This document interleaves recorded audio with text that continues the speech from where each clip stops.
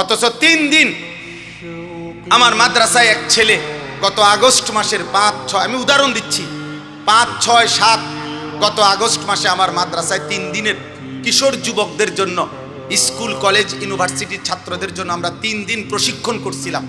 ওযু, নামাজ, সূরা, কেরাত, দোয়া, কালাম, পাক নাফাক, ঈমান, আকীদার উপরে 3 দিন তাদেরকে শেখানো হয়েছিল।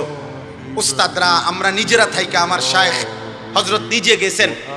তো ওই 3 দিনের কোর্সে 3 দিন মাত্র ওযু নামাজ শিখছে একটা ছেলে আমাদের এখানে।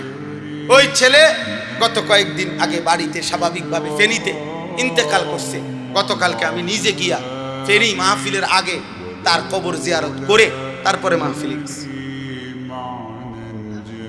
ও মার কাছে বলছে, আয়শা তার মার কাছে, মায়ে খবর পাঠাইছে আরেক ছেলেকে দিয়া যে হুজুর রে বইলেন আমার এই ছেলে মৃত্যুর আগে অসুস্থ ছিল, মৃত্যুর আগে 1 সপ্তাহ প্রায় দিন তারে মারে এটা বলছে, মা হাসলেও মরে যাবেন, কাঁদলেও মরে যাবেন, সুখে থাকলেও মরে যাবেন, দুঃখে থাকলেও মরে যাবেন। তো মায়ে বলছে, ফুট এই কথা তুই কাঁদতে শুনছ? এ তো আমার নাম বলছে, কয় হুজুরে কইছে। এরপরে সপ্তাহখানিকের মাথায় মরে গেছে।